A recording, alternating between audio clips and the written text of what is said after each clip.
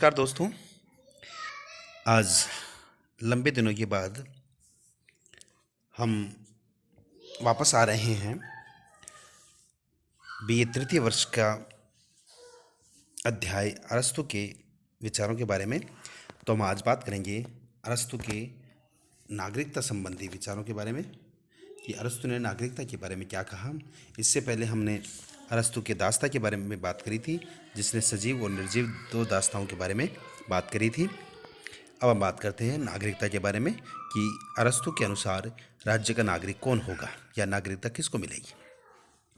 अरस्तु कहता है कि वह व्यक्ति, या हम सामान्य बात करें तो वह व्यक्ति जो किसी राज्य की विचार परिषद अथवा न्याय परिषद विषयक शासन में निश्चित या अनिश्चित काल के लिए भागीदार होने का या भागीदारी निभाने का अधिकारी हो और इस अधिकार से अपने राज्य में नागरिक का पद प्राप्त करता है। अर्थात कि जो व्यक्ति राज्य की जो थिंक टैंक है अथवा जो न्याय करने वाली परिषद है या जो शासन करने की निश्चित या अनिश्चित काल के लिए जो भी शासन किया जाता है उसमें जो भी भागीदारी निभाता है वो एक तरह से नागरिक होने का अधिकारी होगा।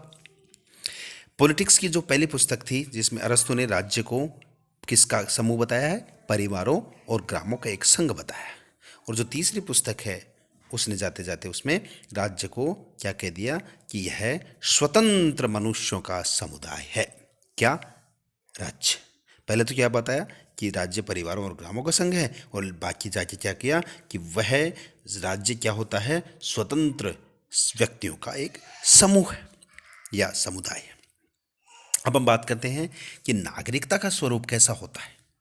तो अरस्तु कहते हैं कि राज्य के स्वरूप के समान ही नागरिकता का स्वरूप भी अनिश्चित होता है। जैसे पहले अरस्तु ने क्या कहा कि राज्य क्या है, ग्रामों और परिवारों का समूह, और फिर बाद में जाते जाते क्या कह दिया कि स्वतंत्र व्यक्तियों का समूह है। ऐसे ही नागरिकता का जो अर्थ है वो भी, या जो स्वरूप है वो भी डुलमुल है, उसमें अनिश्चितता है, क्योंकि भिन्न भिन्न राज्यों की जो प्रकृति है, भिन्न भिन्न राज्यों की प्रकृति है, उसके अनुसार नागरिकता के लिए भी आवश्यक गुण भी अलग अलग हो सकते हैं।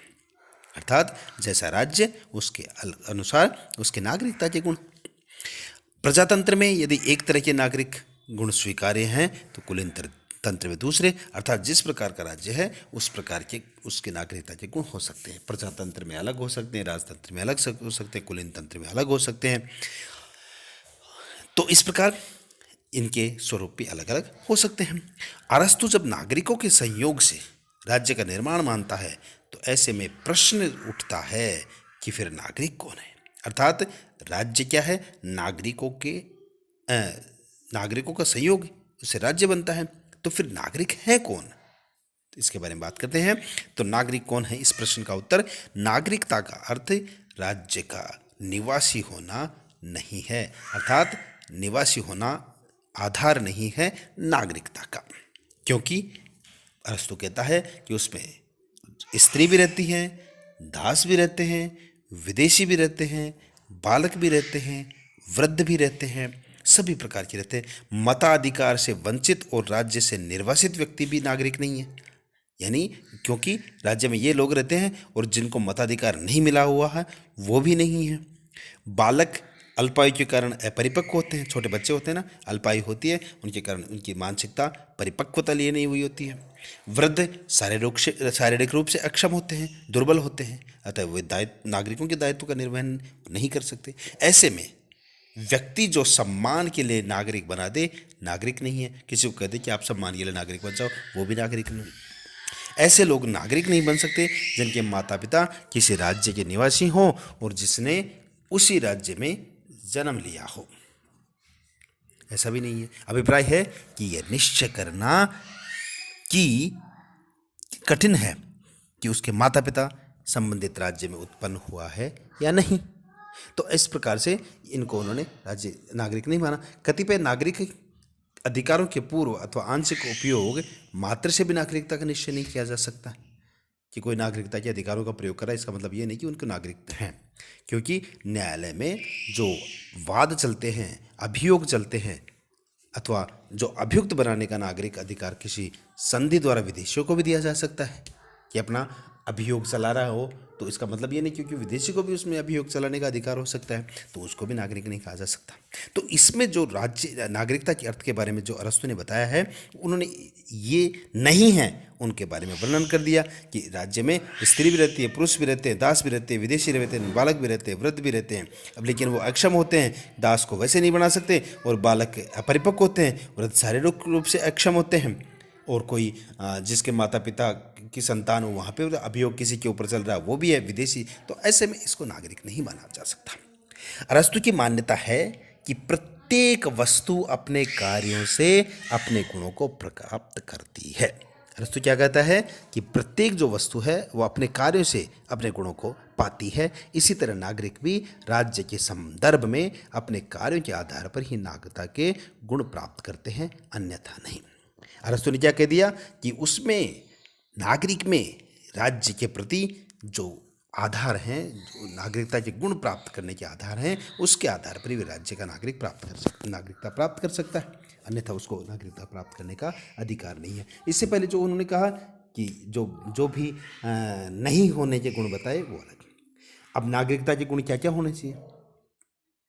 नागरिकता के गुणों के संदर्भ में मल्लाह से तुलना करते हुए कहा गया है कि जिस प्रकार विभिन्न मल्लाह एक सामान्य लक्ष्य जहाज रानी को सही दिशा में, सही गति में चलाने के लिए, सुरक्षा प्रदान करने के लिए विभिन्न कार्य यथा जैसे चप्पू चलाना, उसका ऑब्जर्वेशन करना आदि एक साथ संपादित करता है, अर्थात उस व्यक्ति में, मल्लाह में सारे गुण एक साथ समाहित होते हैं। उसी प्रकार समुदाय का आर्थिक, सामाजिक, राजनीतिक, सांस्कृतिक, नैतिक सभी दृष्टियों से विकास व उद्धार करने का लक्ष्य निर्धारित करने का श्रेष्ठ गुण नागरिक के अंदर पाया जाता है। भिन्न भिन्न शासकों में भिन्न भिन्न गुण हो सकते हैं। कुल मिलाकर इतना आवश्यक कहा जा सकता है कि प्रत्येक नागरिक पूर्ण सदस्यों से सद्गुणों से युक्त होकर अपनी क्षमता अनुसार निश्चित रूप से विभिन्न कार्यों का निष्ठापूर्वक निष्पादन करे, वह ही नागरिक होने का आधार या गुण रखता है। तो इस प्रकार हम कह सकते हैं कि अरस्तु नागरिकता हर किसी को प्रदान नहीं करता। वह ऐसा ना तो स्त्री को देता, ना वृद्ध को देता, ना बालक को देता, ना विदेशी को देता, ना मताधिकार से प्राप्त व्यक्ति को देता। क्यों? क्योंकि उनमें सारे गुण समाहित नहीं होते जो उस राज्य के बारे में सोचते हों। तो उसने मल्लाह से तुलना करी और नागरिकता के गुण निकाले। क्या निकाले कि जिस प्रकार से मल्लाह अपना जहाज रानी चलाता है, उस समय उसके दिमाग में सभी प्रकार के गुण समाहित होते हैं कि वह किस प्रकार से निरीक्षण करेगा, ऑब्जर्व करेगा, किस दिशा में जाना, किधर डाकू हो सकते हैं, किधर कोई और कुछ हो सकता है, और उस प्रकार से वह निर्णय लेता है। उसी प्रकार से नागरिकता के गुण वाला व्यक्ति, जिसमें नागरिकता के गुण होंगे, वो आर्थिक, राजनीतिक, सामाजिक सभी प्रकार के गुण समाहित करते हुए अपने में राज्य के बारे में बात करेगा। तो इस प्रकार से नागरिक वह होगा जिसमें सभी प्रकार के गुण समाहित हों, जो राज्य के कल्याण के बारे में सोचते हों।